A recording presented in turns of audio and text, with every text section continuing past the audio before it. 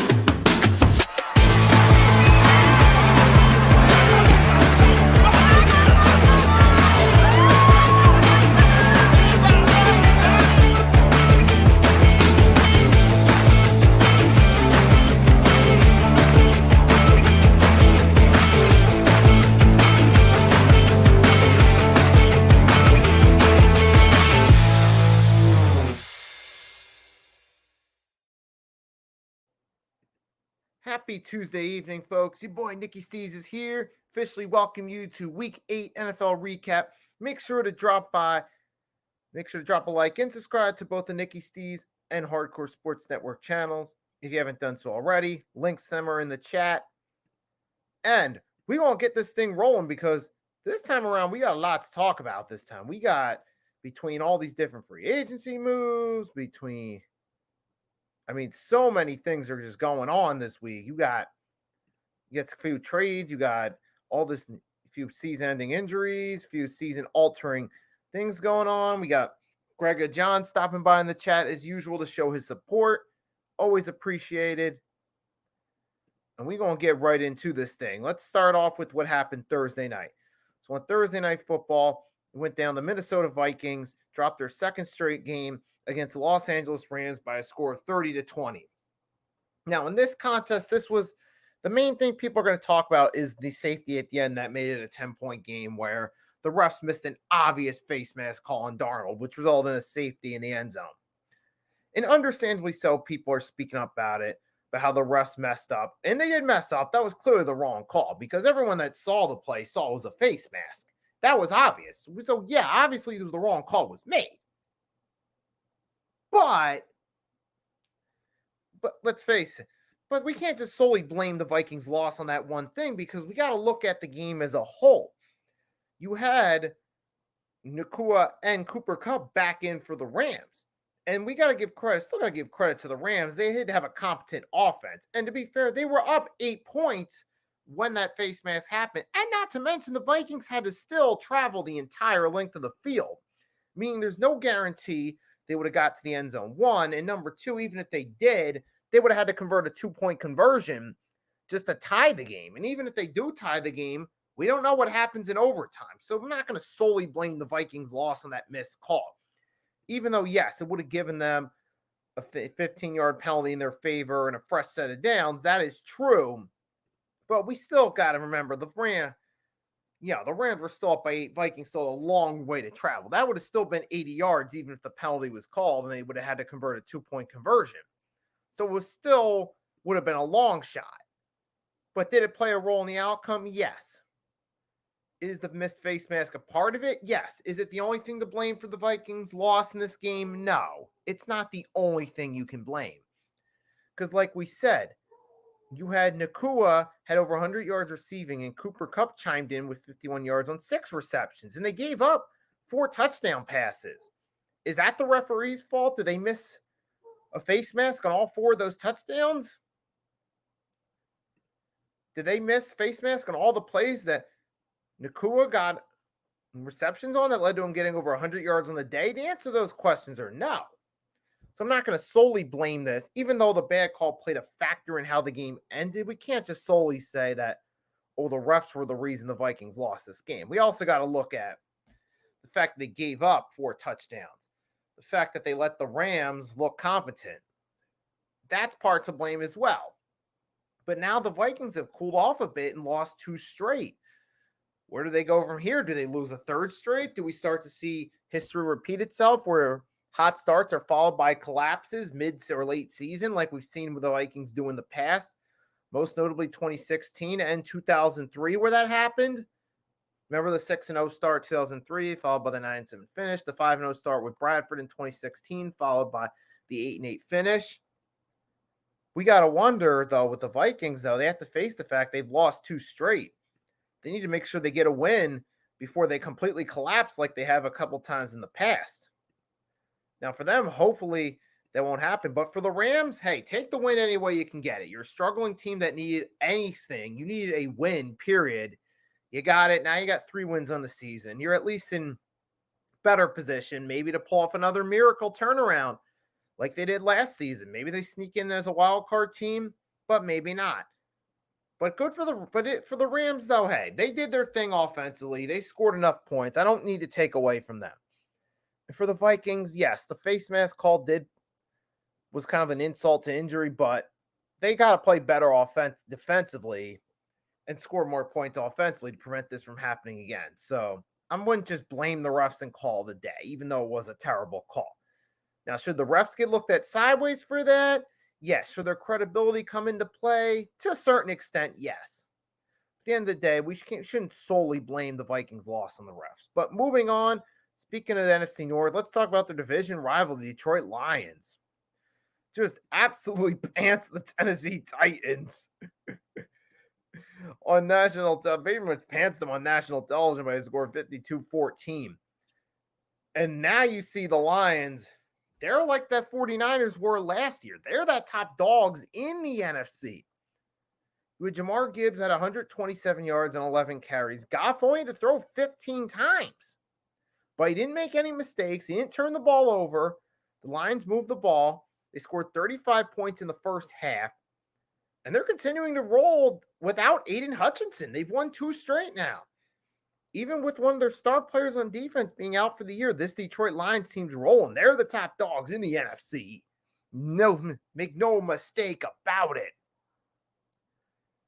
I mean, for the Lions, hey, the path to the Super Bowl for the NFC runs through them at this point. And people will say it's only the Titans, but no game's easy.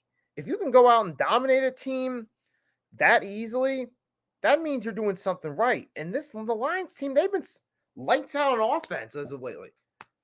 They beat the Vikings in a close battle. They dismantled the Cowboys. They dismantled the Seahawks offensively. Lions are on a roll now. They just keep that momentum rolling, and they're the top threat in the NFC. I mean, now you see what happens now when a struggling franchise finally gets themselves a real head coach and has competent leadership that actually knows how to rally players behind them. This is what happens. You get a team that plays up to its abilities, that comes to work motivated every day, that will do anything. They love playing for their coach. They'll do whatever it takes to win.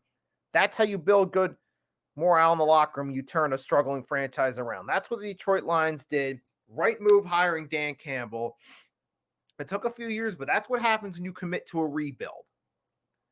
Year 1, you didn't see the results in win-loss record, but you saw the team was starting to play better as the season went along, even though the win-loss record didn't reflect it. Year 2, they found a way to win 9 games. Down year 3, you made it to the conference championship. Year 4, you're the top team in the NFC, getting close to November. That's how you successfully rebuild in the NFL. You find a coach that the players want to play for, that knows how to knows how to evaluate talent, knows how to get the best out of his players, and that's what Dan Campbell's done. And now you see the effects of it. Detroit Lions are the top team in the NFC, so shout out to the Lions for continuing to roll. And now we'll move on to the big upset of the Sunday.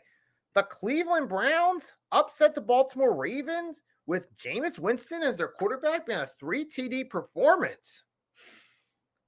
Now, this one right here, to me, this says more about the Browns going all in for Deshaun Watson than it does them beating, than it does, than necessarily beating the Ravens, because here you think is with Watson, you paid all that money to Deshaun Watson 2 off seasons ago. You made the trade to get him because they thought, okay, Baker Mayfield only reached a certain ceiling. We're not sure he's the long-term answer, which was understandable. To be fair, Baker Mayfield probably isn't really the long-term answer. He's, to me, a middle-of-the-pack quarterback. So I'm not saying the Browns were wrong when it's saying that Baker Mayfield was a middle-of-the-pack quarterback. They were right about that. However, the decision they made afterward to go all in to get Deshaun Watson was the worst decision they've made. Worst decision they've made post 0-16. And now it shows. All you needed was a different quarterback. Without Deshaun Watson's struggling play, who went from looking like future superstar on the Mahomes caliber to playing like DeShone Kizer 2.0 for the Browns at times. Now all the Browns did was have an upgraded quarterback in play in this game with Jameis Winston. And it was enough to beat the second hottest team in the AFC headed into this matchup in the Baltimore Ravens. And that goes to show you right there that QB was the biggest problem for the Browns. It was. You could take a look at the losses to the Giants and the Raiders. Those were close, low-scoring matchups. If Jameis Winston would have started in those games, they probably would have won those games. Instead of being 2-6, you're talking about a 3-4 team. You're talking about possibly a 4-4, 2-6. You're probably talking, what is it, 2-6? Let me check. Possibly talking. Right, instead of the Browns being 2-6, you're possibly talking 4-4 if you have Winston starting against the Giants and Browns, which goes to show you that QB was the biggest problem. It's ironic that Jameis Winston, the same guy who couldn't handle the pressure of being a top quarterback coming out of college, the number 1 pick to the Tampa Bay Buccaneers in 2015, now as a backup, stepping in with no real pressure on him, actually played solid. But I think now with Jameis, without that pressure being that number 1 pick on him now, he's actually doing better as a backup in this role. And we saw it in this matchup here with this 3-touchdown, no turnover performance. How long will that last, though? We'll see if Jameis Winston can keep it up. We'll see, can he have himself another solid game after this? Or will he go back to being a turnover machine, which became the biggest memes during his time in Tampa Bay? That remains to be seen with Winston. But the big story about this game is a change in quarterback for the Browns was all it took for them to have a competent offense and actually win a game. And if they would have had Winston in those games, like I said, against the Giants and Raiders, they'd probably win those games and be 4-4 instead of 2-6. And it's ironic, though, with Winston, because I remember, even though this is kind of off subject, week 16 of the 2019 season, Texans versus Buccaneers, Watson versus Winston. Winston threw multiple picks in that game. Watson looked like the better QB. And ultimately, the Texans won a close game. Now, ironically, Winston's Watson's backup, and he looks like the better option, ironically, in 2024. It's amazing how 5 years can instantly change something. But anyhow, congrats to the Browns, though, on their win. If you're a Browns fan, I mean, if you're happy you got the win, but it still doesn't look good for your long-term future. But as far as the Ravens go, hey, it is a loss, and I don't mean to take away from the Browns' performance, but I got to ask a question. Why did the Ravens only give Derrick Henry 11 carries? It's like now they're going back to their weeks 1 and 2 strategies where they had Derrick Henry, but they didn't utilize him that much. They did the same thing in this matchup where they didn't really utilize them much. They only gave him 11 carries, and you just got to wonder why. We know the Ravens do better offensively when they hand the ball to Derrick Henry more, but in this time, they only gave him 11 carries. I don't understand the decision making behind that. And ultimately, it was you saw it play a factor in the outcome. Now the Ravens still put up a solid effort and they came close, but you feel like if they would have ran the ball a little more with Henry, it could have maybe changed the tide in their favor. So I do have to question the Ravens play calling. Not to take anything away from the Browns and them actually winning a game, but you do have to question the decision making there. But it's just one game. I think the Ravens should put it behind them as long as they're healthy. They should turn it around, leave that loss behind them. You got the Broncos on Sunday. Even though the Broncos are starting to go on a streak now, you feel like if the Ravens just put this behind them, get back to what worked right for them, they'll win that game against the Broncos and go to 6-3, and they should leave the loss behind them. But hey, here's what it is. But hey, congrats to the Browns and for the Ravens, man. I feel like they'll bounce back. It's one tough little game, but they should bounce back. But then you get the surprise. Then you get Packers defeating the Jacksonville Jaguars 30-27, a close outing. And the interesting Brandon McManus, for the second straight week, kicks the game-winning field goal for the Packers. Now, that'll make some people think that maybe Brandon McManus is the hero/player of the month for the Packers specifically. When I say, so when you see the banner, I put hero/player of the month, I'm obviously referring to the Packers player/hero of the month, not the league. But hey, Brandon McManus has got his redemption story here. He's won 2 straight games from this week against his former squad in the Jaguars. So that's a good. So for the Packers, even though it was closer than expected, it's good that they won. However, there is some bad news that comes out of it. Jordan Love is injured and he's questionable for the next game with a groin strain. So now you got to, but now with the Packers, you have to worry about what's their future for here. Because now you have Jordan Love. He missed 2 games this season due to an injury suffered week 1. Now he has a groin strain in the week 8 matchup. So that's the second time he's had some sort of lower body injury this season. First, he had that leg injury week 1. Now he has another injury, lower body injury, week 8. And so now you got to wonder you guess maybe there's a red flag there about Jordan Love's ability to stay healthy and his durability. Now, granted, he could easily play through it and he could still be back. As of now, he's just questionable. We don't know if Jordan Love's going to play or not. It's just, there's no report. We don't know, is he going to be there for the Lions game this week? But one thing's for sure, the Packers will certainly need him in this matchup.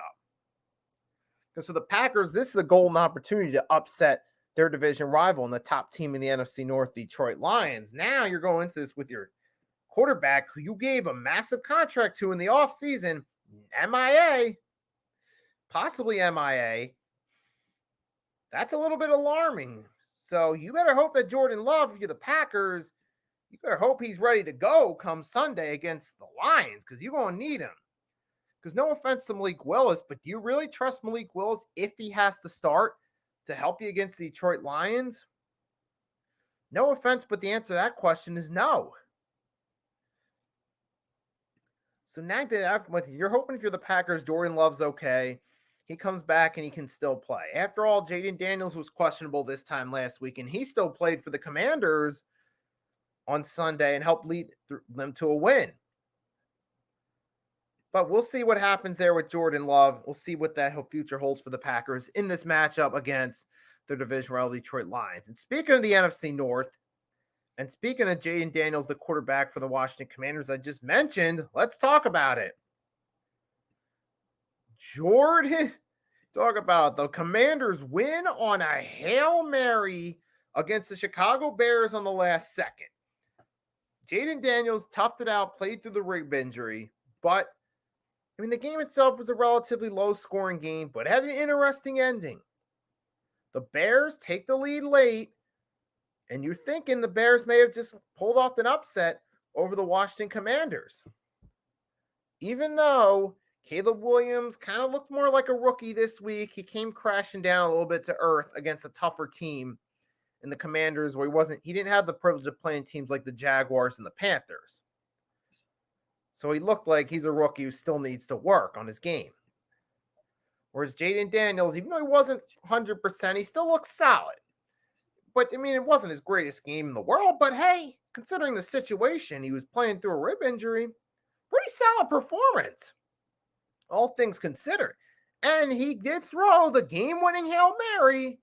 Sure, you had a little luck go your way with the pass tipped in the wrong direction, which landed right into the hands of Noah Brown for the game-winning touchdown. Yes, that is true.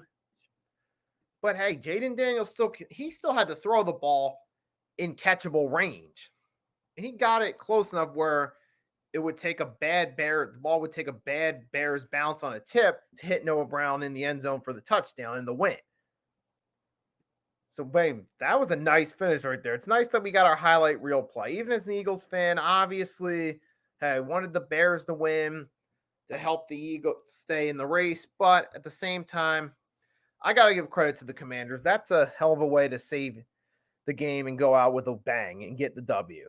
So great job. So I got to give credit to the Commanders on that play. Obviously, some of us as Eagles fans, we were hoping for an incomplete pass, but it happened. Can't take anything away from the Commanders. They are a good team, and they look like they got a bright future ahead of them. As long as Jaden Daniels doesn't suffer a serious setback like RG3, they got themselves a bright future. And now for Caleb Williams, though, hey, it's obvious he's still a rookie. He still has some work to do. While he looked good in a few games against softer competition, they stepped up against Washington. It shows he's still a rookie, still has work to do. I'm not ruling Caleb Williams out yet, but he's not at that point yet. He hasn't reached the ceiling. But speaking of quarterbacks who've had some luck lately, Russell Wilson is now leading the Steel City as the starting quarterback for the Steelers. He's back from his injury, and they've won their second straight game. Now, the real question is from this win over the Giants is Chef Russ cooking, or is he just being put in favorable situations?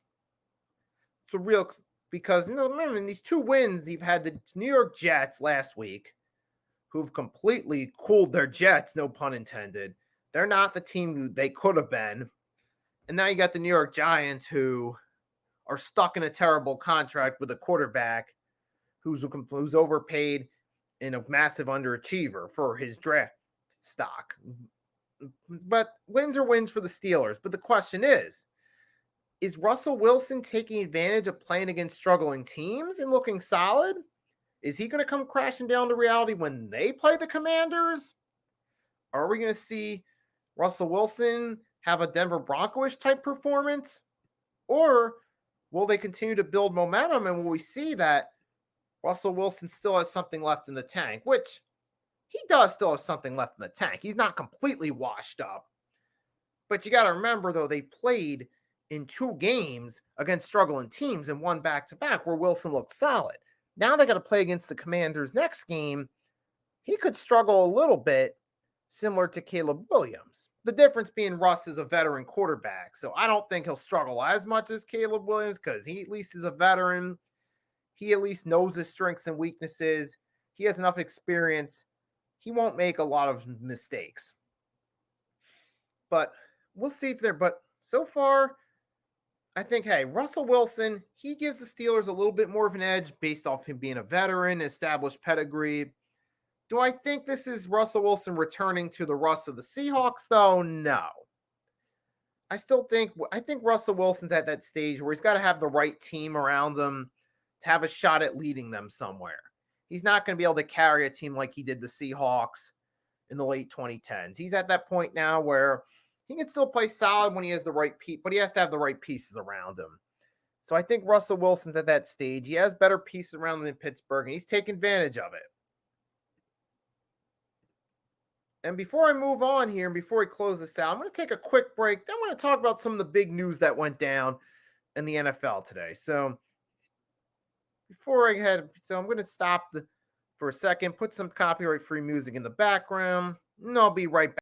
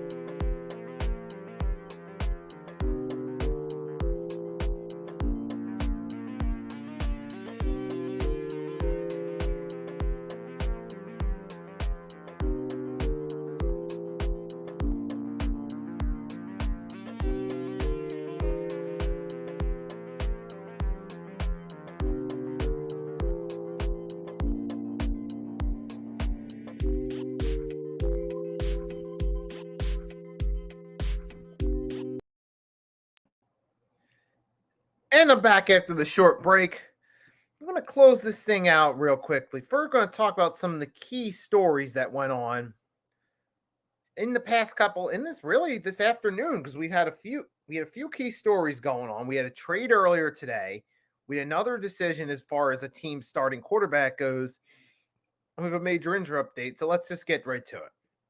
We're starting with the major news coming from the Baltimore Ravens, fresh off that upset loss to the Cleveland Browns. They've gone and acquired Diontae Johnson from the Carolina Panthers via trade. I'm going to pull up the trade details in a second. We'll give all the details. So the Ravens have agreed for a trade for Diontae Johnson from the Panthers. And you got this. So this is a nice pick right here. So the Ravens sent a 5th-round pick to the Panthers for Johnson and Carolina 6th-round selection. So there's a few pick swaps and Diontae Johnson in the mix there.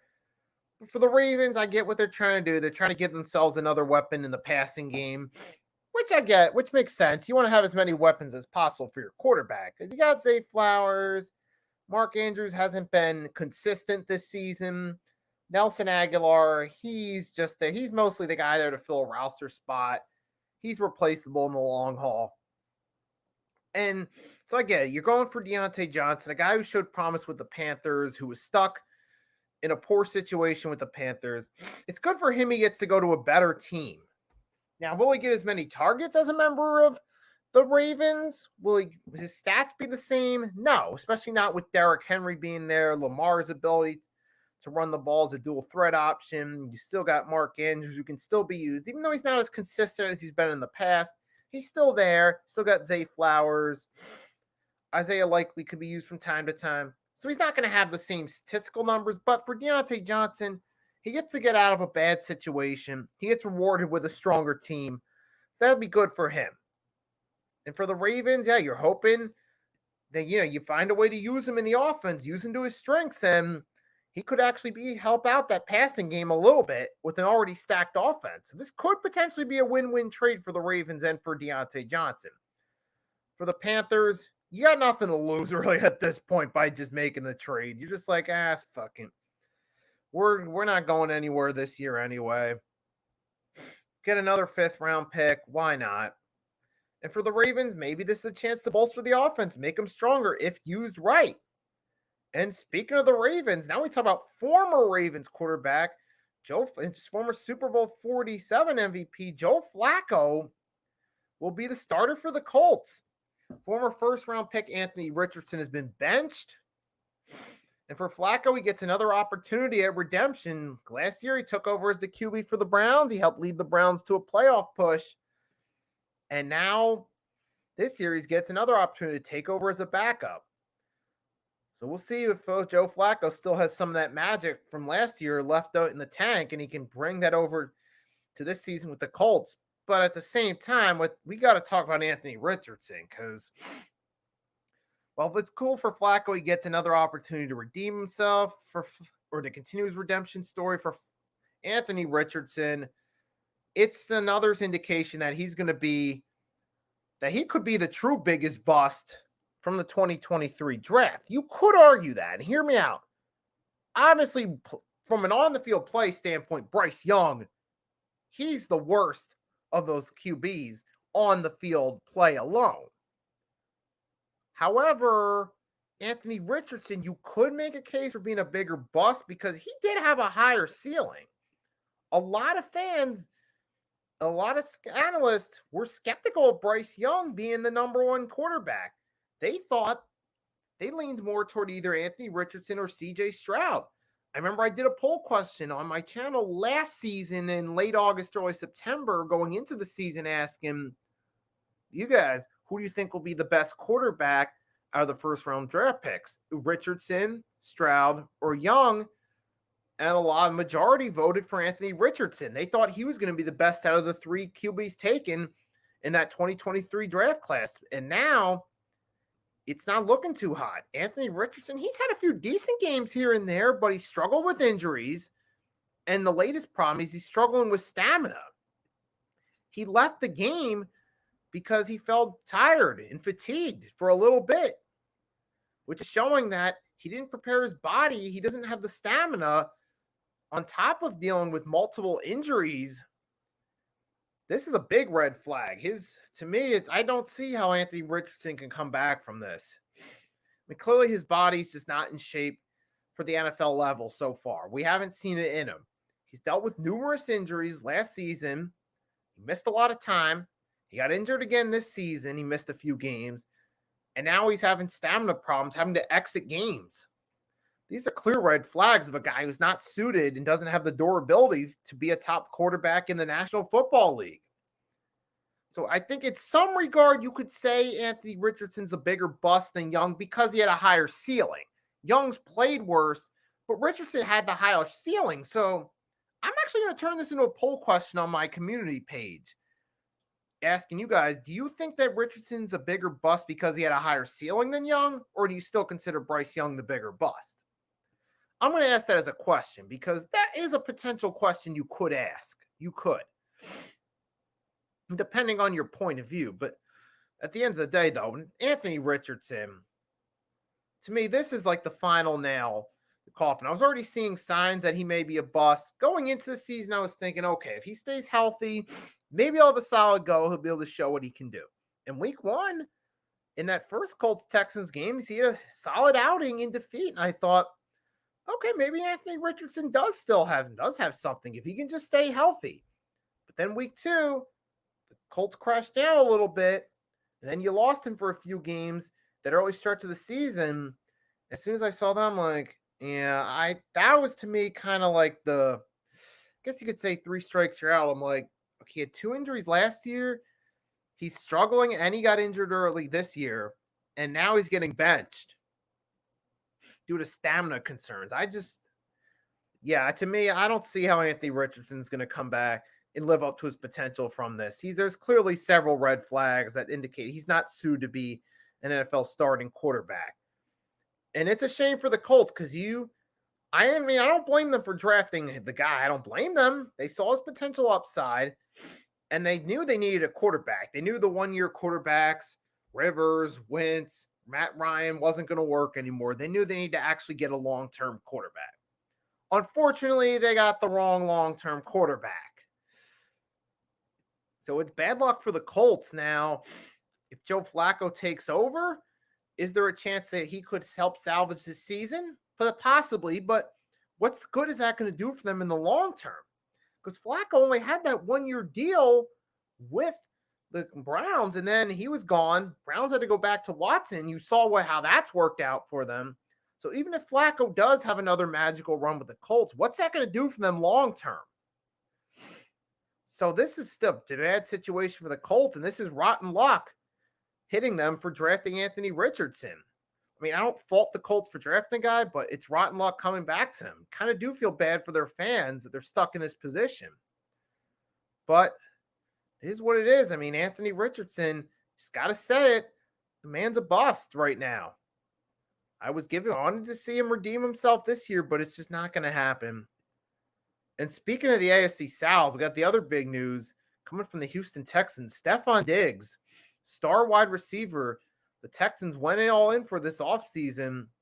He's going to be out for the season with a torn ACL in that loss to the Indianapolis Colts.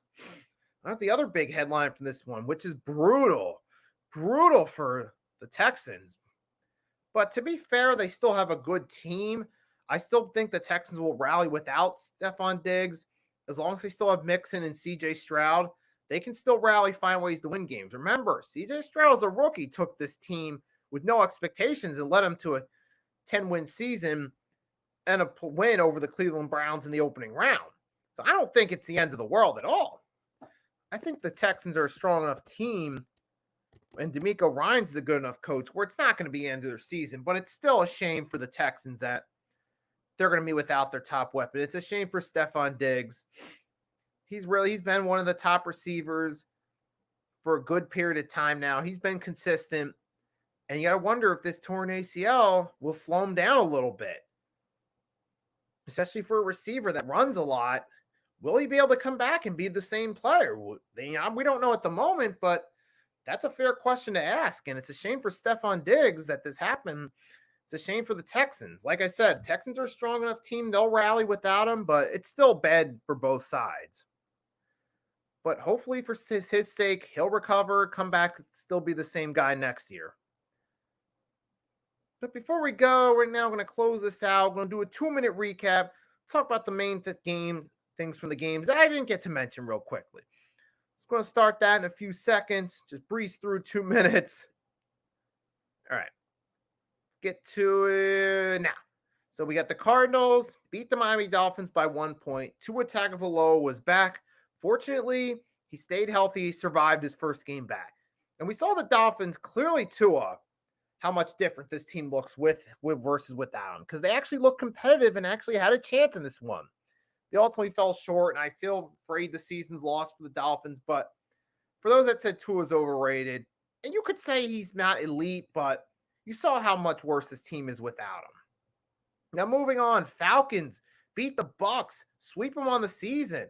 Things were kind of looking questionable for the Falcons after that loss to the Seahawks, but it was kind of one game. They put it behind them. Falcons can maintain their grip on the AFC South. And hey, considering the Falcons have an easy schedule, they could cruise their way to a division title, maybe a home playoff game. So good for the Falcons. You see now, all you need is when you have good weapons there, is a solid quarterback, and you can play up to your potential. The Falcons finally got an upgrade from Desmond Ridder, and now you see them actually winning games and potentially winning their division. So shout out to the Falcons. Good job getting the win. But moving right along, got Denver Broncos. Interesting. They've been taking advantage of this easy schedule so far. I mean, hey, but that's what you got to do. In the Broncos, you're 5-3. You read off a couple wins. Granted, they're against teams like the Raiders and the Panthers, but you're 5-3. You have an easy schedule. Take advantage of it. Win those games.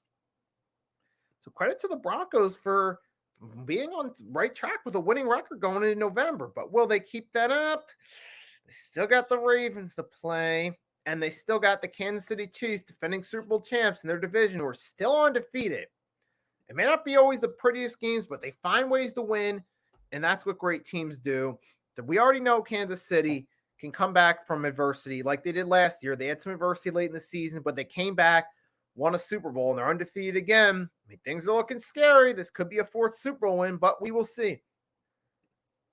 All right, that's going to do it for this one. That's my 2-minute recap of all these things I didn't get to discuss yet. And before I go, as always, thanks to everyone that stopped by to the stream to watch it, whether it be for a few minutes, for half the stream, most of the stream, or all of it. Whatever the case may be, whether you caught it live or caught it on the replay sometime late Tuesday night or Wednesday, thanks for your support. Always appreciate it. Without you guys, I wouldn't be able to do this stream. So as always, thanks for your support. Hope you enjoy the rest of your night or day, depending on when you're watching this. And last thing I'll say before we go off, tomorrow we will be doing exclusively on the Hardcore Sports Network, Week 9, the NFL Pick'ems. As of now, it's set for 7 p.m. Eastern Standard Time.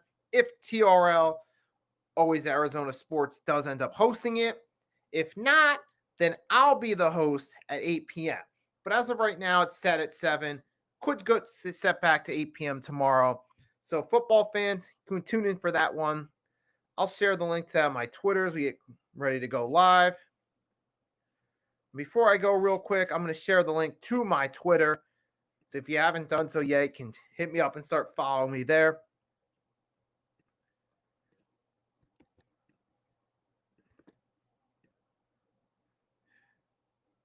There you go. So on a final note again, thanks for stopping by. Have a wonderful night or day. Until next time, your boy Nicky Stees signing off.